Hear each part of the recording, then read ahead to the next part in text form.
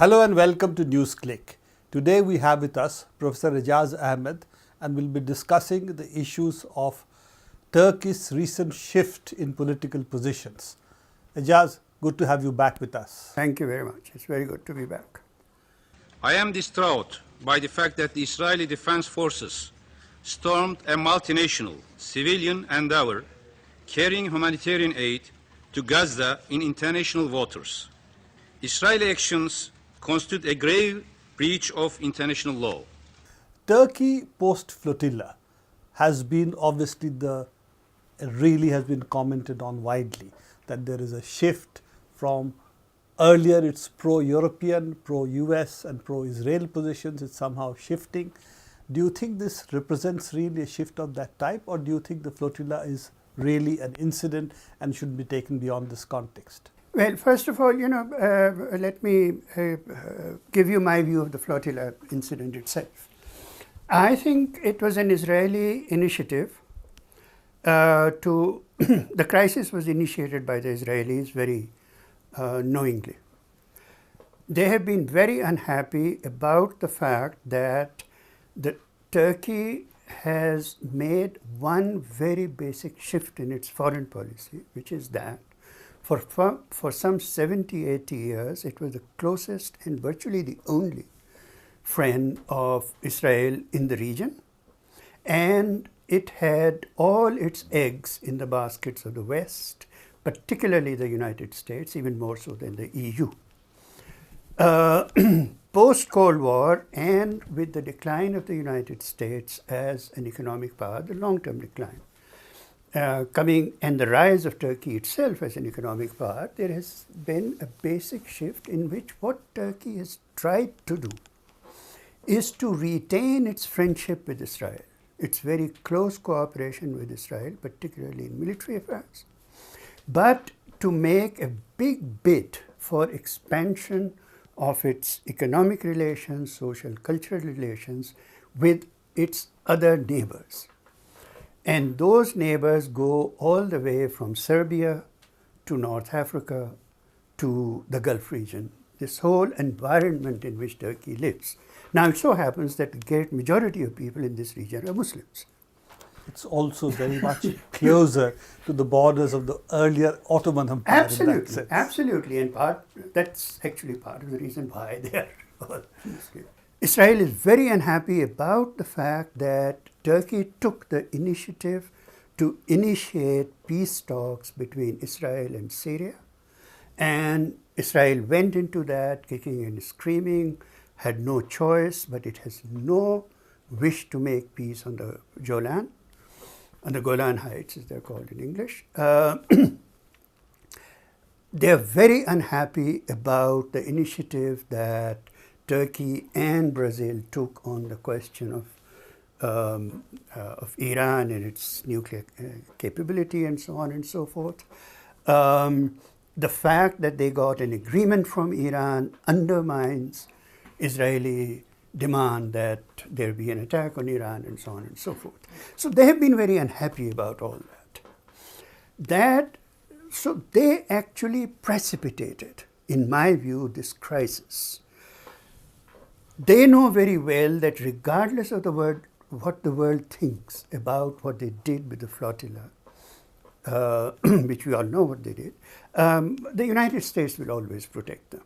So their unpopularity in the world, the unhappiness of European governments and so on, doesn't matter to them all that much. In fact, they have unleashed the Zionist lobby inside the United States, which is going hysterical. Turkey is being taken over by Islamists. 10 years from now, there will be a mullah regime. Turkey should be thrown out of NATO, etc., all sorts of things of that kind. So they have come to believe that this incident they can use. Not only that, there had been a great pressure on them to resume what the Obama administration and American administrations before them has been calling the peace process. And Turkey was very much involved in that in the backstage negotiations. So it was against all of that that Israel, in that whole backdrop, that Israel actually created the crisis. So you basically think that this was a message to Turkey to fall in line and not assert its independent foreign policy options in the region? First of all, yes, but also to torpedo all of those other processes in which Turkey is involved. What they did with the flotilla, after that, there's no question of Syria engaging them seriously in any negotiations, gets Israel off the hook. So it's also sending, sort of sabotaging all of those initiatives or seeking to sabotage all those initiatives. What's very interesting to me, the contrast, Israel, which is completely isolated in the region, is very unhappy about the fact that Turkey is rising as a power which is establishing very productive and extensive contacts in the region. Israel was very happy when both of them were completely isolated in the region. Turkey was in the pocket of the West. Israel could do with the United States whatever it wanted. The United States could always dictate to Turkey, do this, that, and the other. It is this rise of Turkey as a major regional power. And it's the only military power in the region which is stronger than Israel. So that is making Israel 12 times the size of Israel. 12 times the size of Israel, but also, certainly its economy is very large, but militarily it is the only power in the region which is distinctly more powerful than Israel. And Turkey coming into this makes Israel very nervous and directly intervening in the issue of Palestine.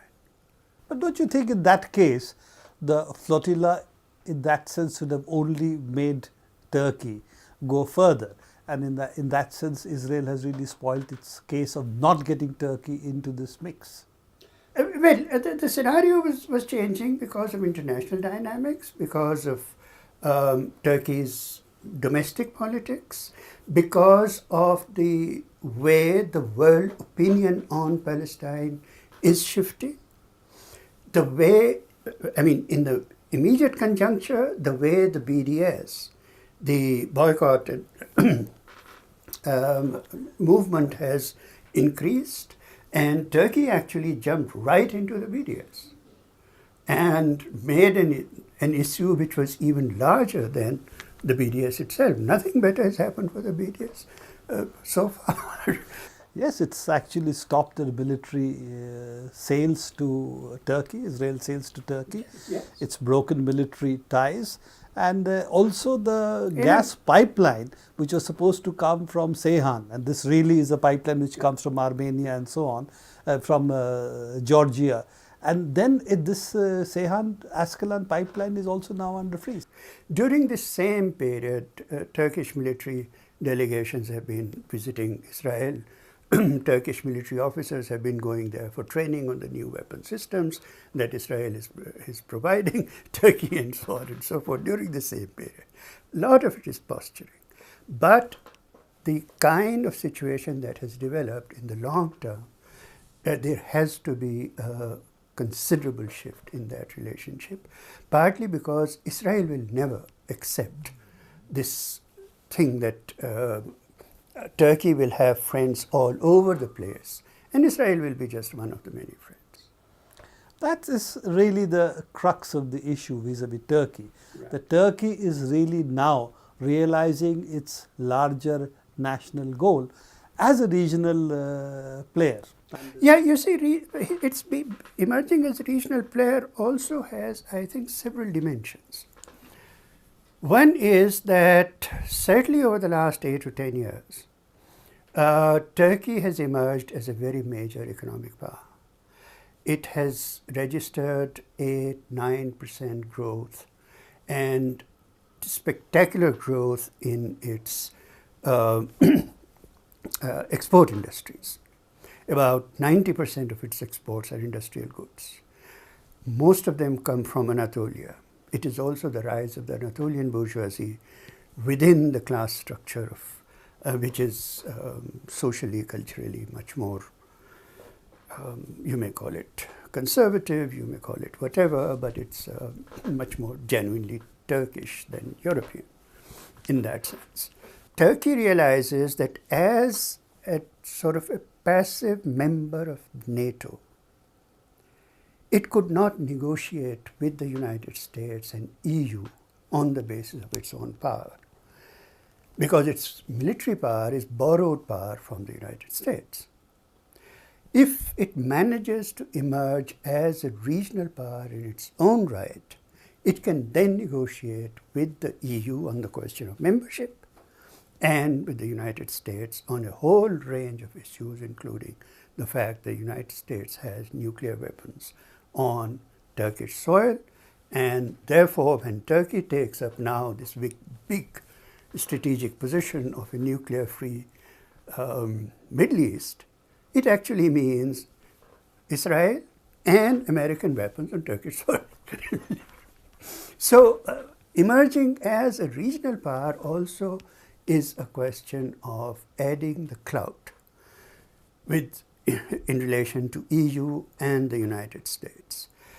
In this sense, I think Turkey is very prominently, and very much like Brazil, rising economic power, which is thinking of its strategic interests in relation to the terminal economic decline of the United States.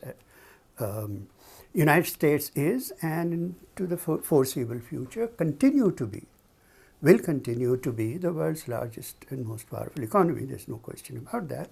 But there is a secular trend of decline.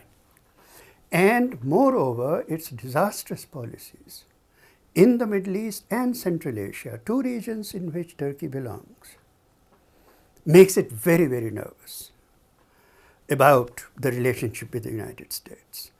And one result of this terminal decline, in my view, is that number of countries in the world, these emerging economies, the increasingly industrialized economies, are rethinking of their position in the world and looking at their own regions within which to make new relationships. India is the only exception to this. It is the only growing big economy which is still looking at the world from the American angle. The only thing that really matters is your relationship with the United States. United States will make you a great power, and so on and so forth. And it's the only important economy in the world which is not radically transforming its relationship with its own neighbors and moving towards greater economic integration with its neighbor.